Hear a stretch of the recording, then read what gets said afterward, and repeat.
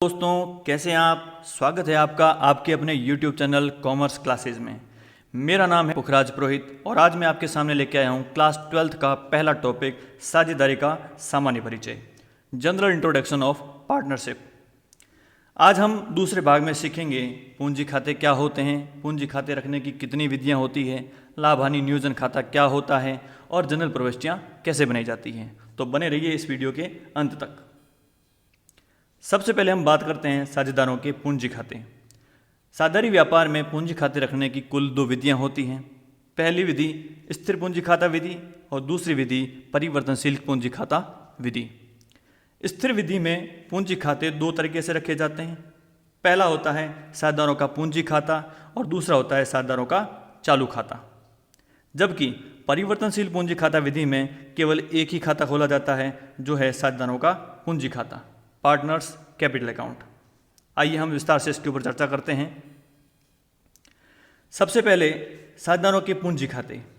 पहला है स्थिर पूंजी खाता विधि। क्या होती है स्थिर पूंजी खाता विधि, देखते हैं। जब सभी साझेदारों द्वारा यह संलेख में निश्चित कर लिया जाता है कि उनकी पूंजी में कोई परिवर्तन नहीं किया जाएगा, ऐसी स्थिति बनाए जाने पर वाले पूंजी खाते स्थिर पूंजी खाते कहलाते हैं। अर्थात जब साझेदारों के मध्य साझेदारी संलेख में यह पहले से तय हो जाता है कि उनकी पूंजी में कोई परिवर्तन नहीं होगा, तो ऐसी स्थिति में पूंजी खाते स्थिर पद्धति से रखे जाते हैं। इससे पूंजी खातों में केवल पूंजी के अलावा कोई अन्य लेखा नहीं किया जाता। इसी कारण इस विधि में 2 खाते बनाए जाते हैं। एक खाता होता है पूंजी खाता, जबकि दूसरा खाता होता है चालू खाता। साझेदारों के पूंजी खाते। पहला खाता है पार्टनर्स कैपिटल अकाउंट। इस खाते में साझेदारों द्वारा फर्म में लगाई गई पूंजी को ही दिखाया जाता है। जैसा कि मैंने आपको अभी बताया कि जब साझेदारों द्वारा पहले से निर्णय कर लिया जाता है कि हमारी पूंजी में पूंजी के अलावा अन्य किसी व्यवहार का लेखा नहीं किया जाएगा, तो ऐसी स्थिति में साझेदारों के पूंजी खाते में पूंजी के अलावा अन्य किसी व्यवहार का लेखा नहीं किया जाता है। इस विधि में पूंजी खातों का शेष सदैव समान रहता है, अर्थात हर वर्ष पूंजी समान रहती है। जब साझेदारों द्वारा फर्म में अतिरिक्त पूंजी लगाई जाए या स्थायी रूप से निकाली जाए तो ही इस खाते में परिवर्तन होता है। अर्थात यदि साझेदारों द्वारा फर्म में अतिरिक्त पूंजी लगाई जाती है तो, या स्थायी रूप से फर्म से पूंजी निकाल ली जाती है तो ही इस खाते का शेष बदलता है, अन्यथा इस खाते का शेष कभी नहीं बदलता। और साझेदारों का पूंजी खाते का शेष सदैव क्रेडिट होता है। पूंजी खाता व्यापार के लिए दायित्व होता है और दायित्व का शेष सदैव क्रेडिट होता है। इसीलिए पूंजी खाते का शेष सदैव क्रेडिट ही होता है। अब हम बात करते हैं पूंजी खाता कैसे बनाया जाता है। तो पूंजी खाते का जो फॉर्मेट है, हम पूंजी खाते में ये ध्यान समझते हैं कि पूंजी खाते का शेष सदैव क्रेडिट होता है। तो जब भी कोई राशि फर्म में साझेदार द्वारा लाई जाती है जिससे पूंजी में वृद्धि होगी, तो उनका लेखा पूंजी खाते के क्रेडिट पक्ष में किया जाता है। यदि साझेदार द्वारा पूंजी फर्म में से निकाल ली जाती है जिससे पूंजी कम हो जाती है, तो उनका लेखा विपरीत पक्ष में अर्थात डेबिट पक्ष में किया जाता है। तो देखिए, सबसे पहले इसका प्रारंभिक शेष आता है। जैसा कि आपको बताया गया है, पूंजी खाते का शेष क्रेडिट होता है, तो क्रेडिट में सबसे पहले लिखा जाता है बाई बैलेंस BD अर्थात प्रारंभिक शेष। इसके अलावा दूसरी मद आती है बाई कैश या बैंक या प्रॉपर्टी, अर्थात यदि साझेदारों द्वारा वर्ष के दौरान अतिरिक्त नकद लगाई जाती है या बैंक शेष जमा करवाया जाता है या अपनी किसी संपत्ति को फर्म में शामिल किया जाता है, तो वह संपत्ति भी पूंजी का ही हिस्सा कहलाती है। इसलिए उसे पूंजी खाते में जोड़ा जाता है। इन मदों से साझेदारों की पूंजी में वृद्धि होती है, इसलिए इन मदों का लेखा पूंजी खाते के क्रेडिट पक्ष में किया जाता है। डेबिट पक्ष में टू कैश या बैंक अकाउंट दर्शाया जाता है। ये लेखा तभी होगा जब साझेदारों द्वारा फर्म से स्थायी रूप से पूंजी निकाल ली जाती है। जैसा मैंने आपको पहले बताया है कि जब साझेदारों द्वारा फर्म से पूंजी निकाल ली जाती है या साझेदारों की पूंजी में किसी प्रकार की कमी होती है तो उनका लेखा डेबिट पक्ष में किया जाता है। तो डेबिट पक्ष में जो व्यवहार किया गया है टू कैश या बैंक, जिसके नीचे लिखा गया है परमानेंट विड्रॉल ऑफ कैपिटल, अर्थात साझेदारों द्वारा अपनी पूंजी में से स्थायी रूप से जब पूंजी को निकाल लिया जाता है तो उनका लेखा डेबिट पक्ष में किया जाएगा टू कैश या बैंक के रूप में। इसके साथ शेष बचे हुए राशि को टू बैलेंस सीडी के रूप में दर्शाया जाएगा और यही टू बैलेंस सीडी अगले वर्ष के प्रथम दिन या अगले माह के प्रथम दिन बाई बैलेंस बीडी के रूप में दिखाया जाएगा, जिससे पूंजी खाते का शेष पुनः क्रेडिट हो जाता है। अब हम बात करते हैं साझेदारों के चालू खाते, पार्टनर्स करंट अकाउंट। क्या होता है पार्टनर्स करंट अकाउंट?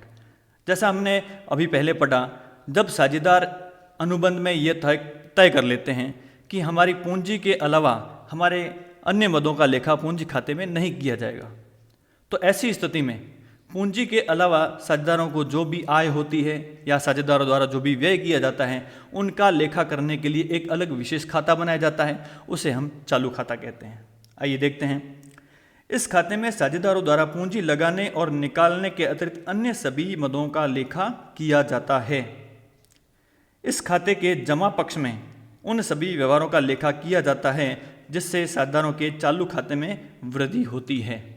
यह चालू खाता भी साझेदारों का एक प्रकार से पूंजी का ही हिस्सा होता है और यहाँ पर भी लेखा उसी समान किया जाता है जिसके तरह पूंजी खाते में किया जाता है। अर्थात साझेदारों के पूंजी खाते में वृद्धि होती है तो उनका लेखा क्रेडिट में किया जाता है, पूंजी खाते में कमी होती है तो उनका लेखा डेबिट में किया जाता है। चालू खाता भी पूंजी खाते का ही हिस्सा होता है, इसलिए यहाँ पर भी वही नियम लागू होगा कि जो भी साझेदारों को आय होती है जिससे साझेदारों की पूंजी बढ़ेगी तो उनका लेखा चालू खाते के क्रेडिट पक्ष में किया जाता है और उन समस्त व्यवहारों का लेखा जिससे साझेदारों की पूंजी में कमी होती है उनका लेखा चालू खाते के डेबिट पक्ष में किया जाता है। सबसे बड़ी बात, इस खाते का शेष कभी डेबिट भी हो सकता है तो कभी क्रेडिट भी हो सकता है।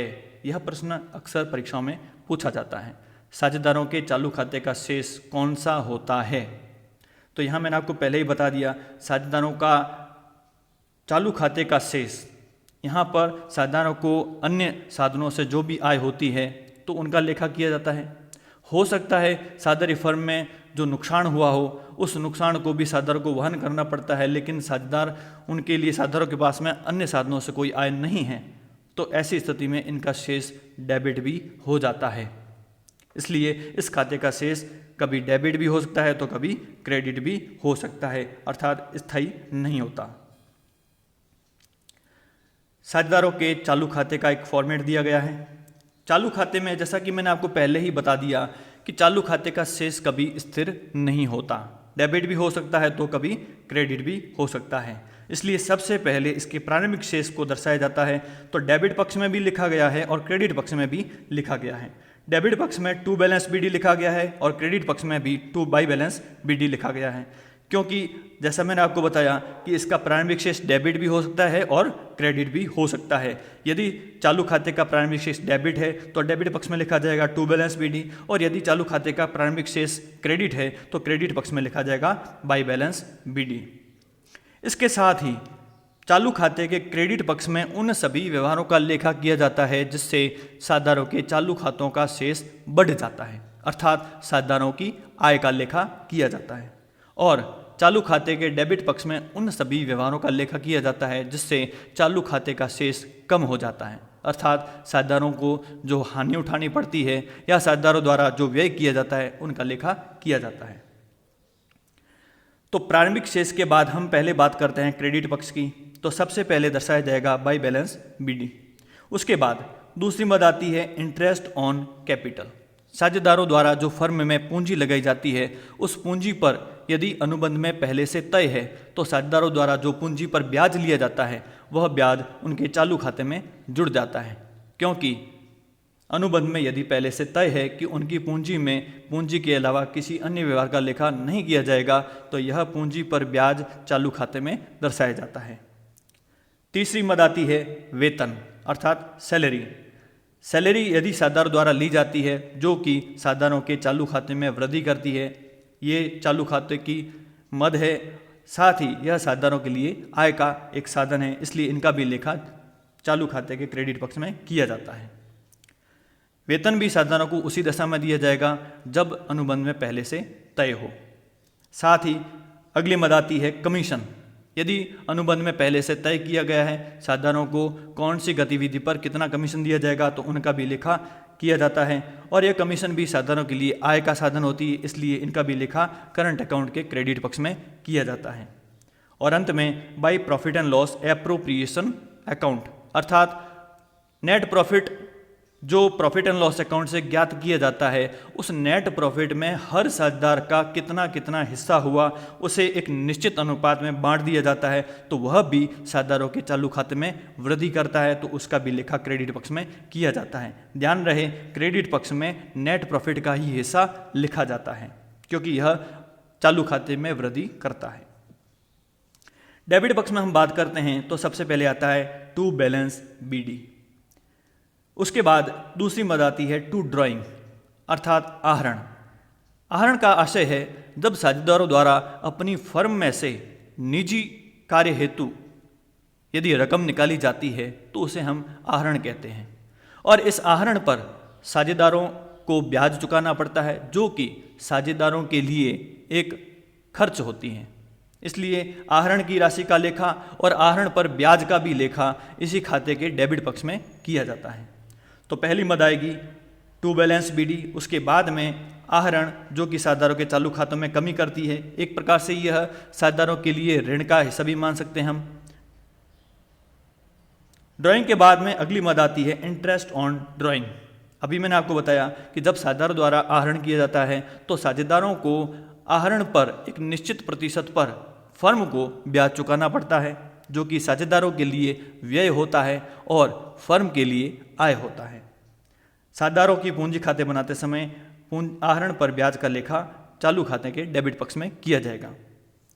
अंत में profit and loss appropriation account, यहाँ पर लॉस का हिस्सा, जैसा कि मैंने आपको बताया कि प्रॉफिट एंड लॉस अकाउंट में यदि नेट लॉस होता है तो उस नेट लॉस में साझेदारों को जो हिस्सा बांटा जाता है, जिस अनुपात में साझेदारों को शुद्ध हानि बांटी जाती है, उस शुद्ध हानि का लेखा यहाँ पर किया जाता है क्योंकि इससे भी साझेदारों की पूंजी में कमी होती है। अंत में दोनों पक्षों का जो शेष होगा टू बैलेंस CD कहलाएगा। अंतर की राशि को टू बैलेंस CD के रूप में दर्शाएंगे। ध्यान रहे यह टू बैलेंस CD डेबिट में भी हो सकता है या फिर क्रेडिट में बाय बैलेंस CD भी हो सकता है क्योंकि चालू खाते का शेष कभी स्थिर नहीं होता। यह डेबिट में भी हो सकता है और क्रेडिट में भी हो सकता है। नोट में हमने दर्शा दिया है यदि प्रश्न में चिट्ठे के अंतर्गत साझेदारों के चालू खातों का शेष दिया जाता है तो इसका आशय यह है कि साझेदारों के पूंजी खाते स्थिर पूंजी खाता विधि से रखे जाते हैं।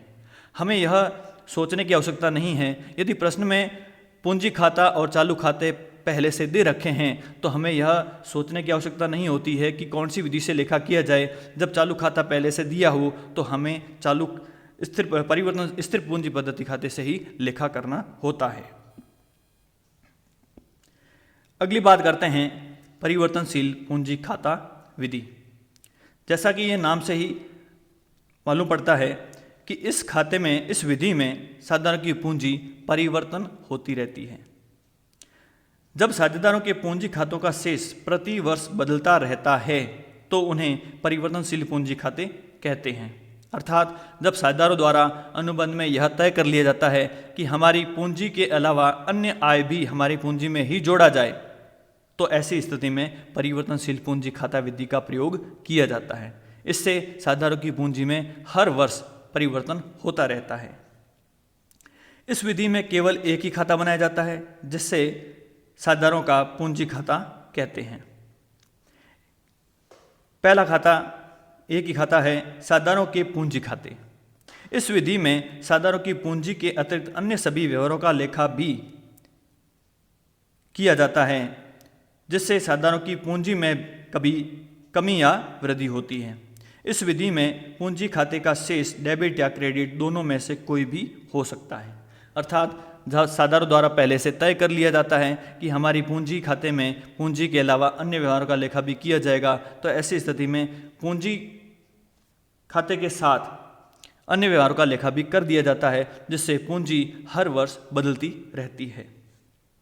इसके कारण इस खाते का शेष कभी स्थिर नहीं रहता, डेबिट भी हो सकता है और क्रेडिट भी हो सकता है।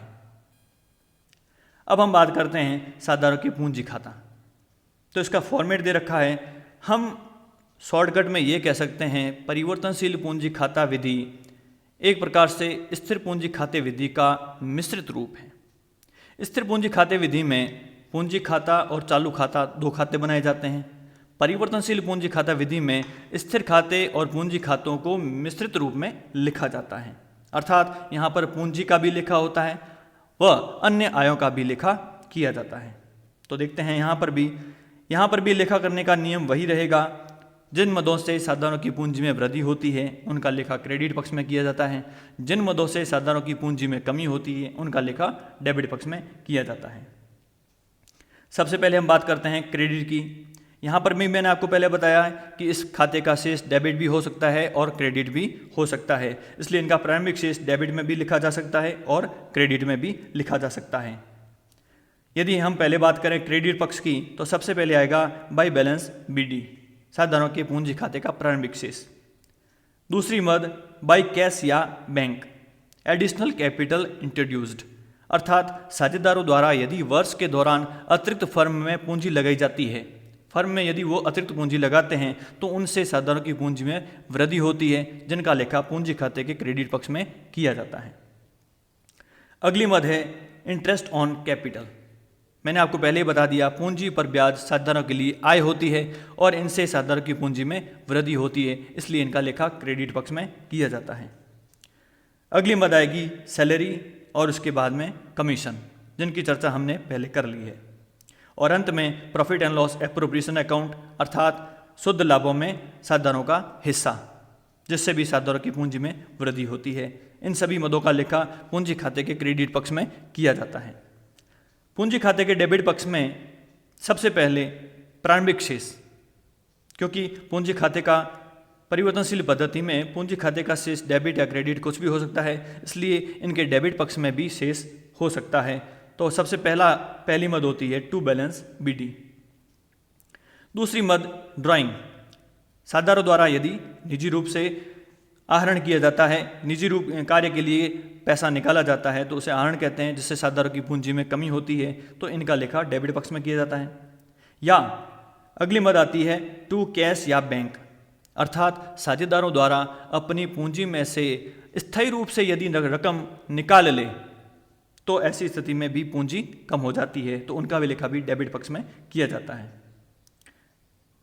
अगली मद आती है इंटरेस्ट ऑन ड्राइंग, आहरण पर ब्याज। आहरण पर ब्याज भी साझेदारों के लिए व्यय होता है, इससे भी साझेदारों की पूंजी में कमी होती है, इसलिए इनका भी लेखा पूंजी खाते के डेबिट पक्ष में किया जाता है। अंत में आता है profit and loss appropriation account, जो कि है हानि का हिस्सा, और यह हानि का हिस्सा भी साझेदारों की पूंजी में कमी करता है, इसलिए इनका लेखा भी डेबिट पक्ष में किया जाता है। और अंत में आता है इसका अंतिम शेष टू बैलेंस CD। यह बैलेंस डेबिट भी हो सकता है और क्रेडिट भी हो सकता है। यदि बैलेंस डेबिट रहेगा तो टू बैलेंस CD आएगा, और यदि क्रेडिट रहेगा तो बाई बैलेंस CD आएगा। नोट में लिखा गया है अंतिम शेष विपरीत पक्ष में भी आ सकता है, क्योंकि पूंजी चालू परिवर्तनशील पद्धति में पूंजी खाते का शेष डेबिट या क्रेडिट कुछ भी हो सकता है, इसलिए अंतिम शेष डेबिट में भी हो सकता है और क्रेडिट में भी हो सकता है। बहुत ही महत्वपूर्ण प्रश्न है। यह प्रश्न परीक्षाओं में अधिकतर पूछा जाता है। स्थिर व परिवर्तनशील पूंजी खाता विधियों में अंतर क्या है? यह प्रश्न अक्सर 4 नंबर या 2 नंबर में पूछा जाता है। तो हम इनके अंतर करते हैं।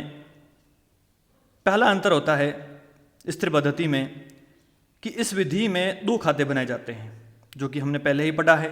स्थिर पद्धति में पूंजी खाते 2 रखे जाते हैं, एक होता है पूंजी खाता, दूसरा होता है चालू खाता, जबकि परिवर्तनशील पूंजी खाता विधि में केवल एक ही खाता खोला जाता है, पूंजी खाता। दूसरा अंतर, इस विधि में पूंजी खाते का शेष जब तक अन्य समायोजन न हो सदैव अपरिवर्तित रहता है, अर्थात स्थिर पद्धति में पूंजी खाते का शेष अन्य समायोजन, अर्थात साझेदारों द्वारा यदि अतिरिक्त पूंजी लगाई जाए या स्थायी रूप से पूंजी निकाली जाए, नहीं हो तब तक यह शेष अपरिवर्तित रहता है। जबकि परिवर्तनशील पद्धति में इस विधि में साझेदारों की पूंजी खातों का शेष परिवर्तित होता रहता है, क्योंकि इस विधि में पूंजी के लेखों के साथ ही अन्य व्यवहारों का लेखा भी किया जाता है, उससे साझेदारों की पूंजी में परिवर्तन होता रहता है। तीसरा अंतर देखते हैं, इस विधि में पूंजी खातों का शेष सदैव क्रेडिट ही रहता है, क्योंकि साझेदारों के पूंजी खातों में पूंजी के अलावा अन्य किसी व्यवहार का लेखा नहीं किया जाता और पूंजी खातों का शेष सदैव क्रेडिट ही रहता है। इस वजह से इस खाते का शेष सदैव क्रेडिट ही रहता है। जबकि परिवर्तनशील पद्धति में इस विधि में पूंजी खातों का शेष डेबिट या क्रेडिट हो सकता है, क्योंकि इस विधि में साझेदारों के पूंजी खातों में पूंजी के अलावा अन्य व्यवहारों का भी लेखा किया जाता है। इसलिए इस विधि में पूंजी खाते का शेष सदैव बदलता रहता है।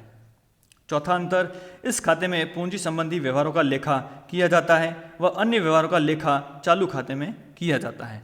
स्थिर पद्धति में पूंजी में केवल पूंजी का लेखा किया जाता है और अन्य आय और व्ययों का लेखा करने के लिए एक अलग खाता बनाया जाता है जो चालू खाता कहलाता है। जबकि परिवर्तनशील पद्धति में इस विधि में पूंजी संबंधी व्यवहारों के अतिरिक्त अन्य व्यवहारों का लेखा भी इसी खाते में किया जाता है। परिवर्तनशील पद्धति में पूंजी खाते में पूंजी का लेखा करने के साथ ही अन्य सभी आय और व्ययों का लेखा भी पूंजी खाते में ही किया जाता है। इसी कारण इस खाते का शेष परिवर्तित होता रहता है और इसी कारण इस विधि का नाम भी परिवर्तनशील पूंजी खाता विधि रखा गया है। बहुत ही महत्वपूर्ण, अब हम बात करते हैं लाभ हानि नियोजन खाता। 11th में आपने पढ़ा होगा trading account, profit and loss account और बैलेंस शीट। क्योंकि कक्षा 11 में हमने एकाकी व्यापार के बारे में पढ़ा है और एकाकी व्यापार में केवल एक ही स्वामी होता है और वह जितना भी लाभ कमाता है वह उसकी पूंजी में जुड़ जाता है। लेकिन साझेदारी व्यापार में स्वामी एक से अधिक होते हैं, अर्थात साझेदारों की संख्या अधिक होती है, तो जो लाभ हानि खाते में जो शुद्ध लाभ कमाया जाता है या जो शुद्ध हानि होती है उनका बंटवारा भी सभी साझेदारों में एक निश्चित अनुपात में किया जाता है। अर्थात शुद्ध लाभ या शुद्ध हानि का बंटवारा करने के लिए एक विशेष खाता बनाया जाता है जो कहलाता है लाभ हानि नियोजन खाता। आइए देखते हैं इसके बारे में। यह खाता व्यापार खाते व लाभ हानि खाते के पश्चात बनाया जाता है। यह एक नाम मात्र का खाता होता है। यह खाता साझेदारी व्यापार में व्यापार खाता और लाभ हानि खाता बनाने के बाद अर्थात बैलेंस शीट से पहले बनाया जाता है। ये खाते की प्रकृति नाम मात्र खाते के समान होती है। यह प्रश्न अक्सर परीक्षा में पूछा जाता है, लाभ हानि नियोजन खाते की प्रकृति कैसी होती है? तो लाभ हानि खाते के नियोजन खाते की प्रकृति नाम मात्र खाते की होती है। तो नाम मात्र खाता क्या होता है, आगे हम इसके बारे में चर्चा करेंगे। शुद्ध लाभ के बंटवारे हेतु इस खाते को बनाया जाता है। जैसा कि मैंने आपको बताया कि शुद्ध व्यापार लाभ हानि खाता बनाया जाता है। लाभ हानि खाते में जो शुद्ध लाभ ज्ञात किया जाता है उस शुद्ध लाभ के बंटवारे के लिए एक विशेष खाता बनाया जाता है जिसे लाभ हानि नियोजन खाता कहते हैं। शुद्ध लाभ के बंटवारे हेतु इस खाते को बनाया जाता है, इसलिए इसे लाभ हानि बंटवारा खाता भी कहते हैं। यह खाता लाभ हानि खाते का विस्तार है, अर्थात इसमें भी लेखा लाभ हानि खाते के समान ही किया जाता है। यह खाता लाभ हानि खाते का विस्तार है। इस खाते के डेबिट पक्ष में शुद्ध हानि, पूंजी पर ब्याज, अन्य पारिश्रमिक व संचय का लेखा किया जाता है। क्रेडिट पक्ष में शुद्ध लाभ आहरण पर ब्याज का लेखा किया जाता है। अर्थात लाभ हानि नियोजन खाता फर्म के आधार पर बनाया जाता है। जो मदें फर्म के लिए हानि होती है उनका लेखा लाभ हानि नियोजन खाते के डेबिट पक्ष में किया जाता है। जो मदें फर्म के लिए आय होती है उनका लेखा लाभ हानि नियोजन खाते के क्रेडिट पक्ष में की जाती है। अंत में जो विभाजन योग्य लाभ बचता है उसे साझेदारों के मध्य एक निश्चित अनुपात में बांट दिया जाता है। इसी कारण इस खाते के डेबिट पक्ष में शुद्ध हानि, पूंजी पर ब्याज साझेदारों के लिए आय होती है लेकिन फर्म के लिए हानि होती है, अर्थात खर्च होता है और उनका लेखा डेबिट पक्ष में किया जाता है। अन्य पारिश्रमिक में साझेदारों को जो वेतन दिया जाता है, बोनस दिया जाता है, कमीशन दिया जाता है, यह साझेदारों के लिए भले ही आय होगी लेकिन फर्म के लिए यह खर्च होता है। इसलिए लाभ हानि नियोजन खाता बनाते समय इन व्यवहारों का लेखा profit and loss appropriation account के डेबिट पक्ष में किया जाता है। संचय संचय भविष्य की अनिश्चित हानियों को वहन करने के लिए फर्म द्वारा लाभों में से एक हिस्सा अलग कर दिया जाता है। यह भी लाभों में से निकाला जाता है, इसलिए इनका भी लेखा लाभ हानि खाते के डेबिट पक्ष में किया जाता है, क्योंकि यह संचय भी भविष्य में फर्म को वहन करना होता है, तो इसे भी दायित्व के रूप में पृथक किया जाता है। इनका भी लेखा डेबिट पक्ष में किया जाता है। Profit and loss appropriation account के क्रेडिट पक्ष में उन व्यवहारों का लेखा किया जाता है जिससे फर्म का लाभ बढ़ता है, अर्थात यहाँ एक ही मद होती है, आहरण पर ब्याज। साझेदारों से फर्म को केवल एक ही आय होती है, आहरण पर ब्याज, जिससे फर्म का लाभ बढ़ता है, तो क्रेडिट पक्ष में केवल एक ही मद का लेखा होगा, आहरण पर ब्याज। अंत में यदि शुद्ध लाभ बच जाता है या शुद्ध हानि बचती है तो उन्हें साझेदारों के मध्य एक निश्चित अनुपात में बांट दिया जाता है।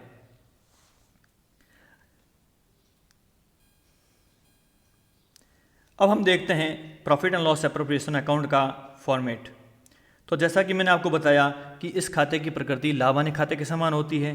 डेबिट पक्ष में समस्त व्ययों का लेखा किया जाता है और क्रेडिट पक्ष में समस्त आय का लेखा किया जाता है। सबसे पहले नेट प्रॉफिट जो लाभ हानि खाते में के क्रेडिट डेबिट पक्ष में ज्ञात होता है, उसका हस्तांतरण होगा profit and loss appropriation account के क्रेडिट पक्ष में। तो सबसे पहली मद क्रेडिट पक्ष में आएगी by profit and loss account, net profit for the year.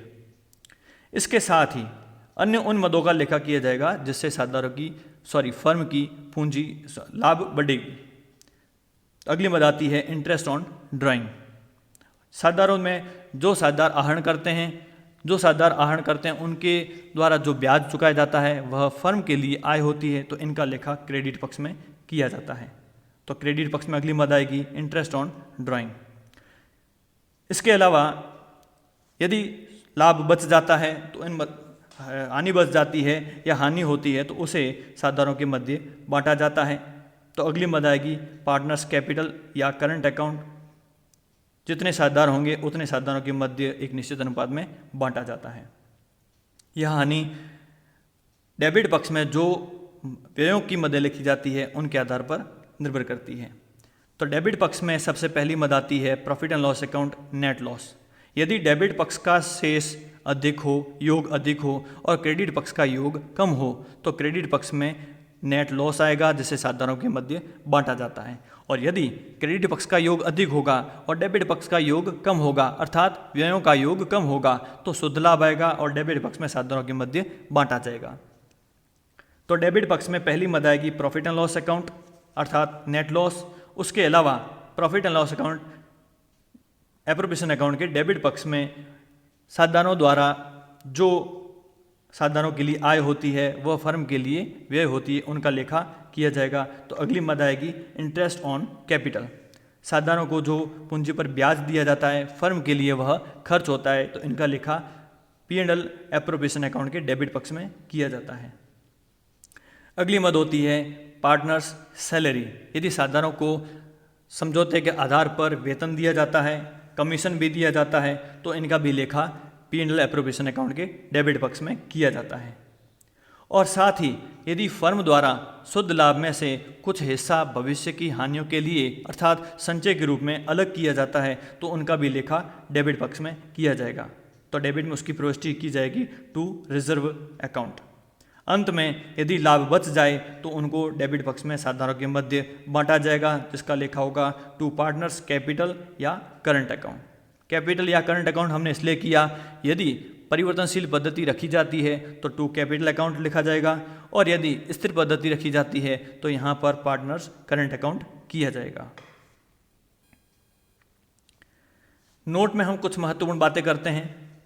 यदि प्रश्न में किसी मद को चार्ज करने के पश्चात, बहुत ही महत्वपूर्ण बात है, यदि प्रश्न में किसी मद को चार्ज करने के पश्चात, चार्ज का अर्थ है यहाँ पर अपलिखित करने के पश्चात लाभ दिए गए हो तो उन मद का लेखा लाभ हानि नियोजन खाते में नहीं करते, लेकिन पूंजी खाते या चालू खाते में किया जाता है। अर्थात यदि प्रश्न में ऐसी कोई बात कही जाती है कि किसी व्यवहार का लाभों में से अपलेखन कर दिया गया है, अर्थात प्रश्न में आपको जो लाभ दिया गया है वह लाभ एक मद को घटाने के पश्चात का दिया गया है, तो ऐसी स्थिति में उस मद का लेखा लाभ हानि नियोजन खाते में नहीं किया जाएगा, लेकिन पूंजी खाते में उसका लेखा किया जाएगा। क्योंकि पूंजी खाते में अभी तक उसका लेखा नहीं हुआ है। दूसरी बात, यदि प्रश्न में किसी मद को चार्ज करने के पूर्व लाभ दिया गया है तो उनका लेखा लाभ हानि नियोजन खाते और पूंजी खाते में और चालू खाते में भी किया जाता है। अर्थात यदि प्रश्न में आपको जो लाभ दिया गया है वह लाभ किसी भी प्रकार की मद का अपलेखन करने से पहले का है तो ऐसी स्थिति में सभी मदों का लेखा लाभ हानि नियोजन खाते और पूंजी खातों में किया जाएगा। अंत में निम्न मदें लाभों पर प्रभार मानी जाती है, अतः इन मदों को लाभ हानि खाते में दिखाया जाता है। ध्यान रखने वाली बात है, यह पॉइंट परीक्षाओं में प्रश्नों में अक्सर पूछा जाता है, जिसमें मैनेजर कमीशन, साझेदारों के ऋण पर ब्याज और फर्म के भवन का किराया, ये मदें प्रश्न में दी जाती हैं और ये मदें व्यापार के लिए प्रभार होती है। प्रभार से आशय है कि ऐसे खर्चे जिससे व्यापार में लाभ हो या हानि हो कोई प्रभाव नहीं पड़ता, उन्हें फर्म को वहन करना ही होता है, उन्हें प्रभार कहते हैं। और इन प्रभारों का लेखा लाभ हानि नियोजन खाते में न करके लाभ हानि खाते में किया जाता है। तो यह मदें यदि प्रश्न में आती है तो इन्हें ध्यान रखना चाहिए। आशा करता हूँ आप लोगों को यह वीडियो पसंद आया होगा। यदि पसंद आता है तो लाइक कीजिए, कमेंट कीजिए। धन्यवाद।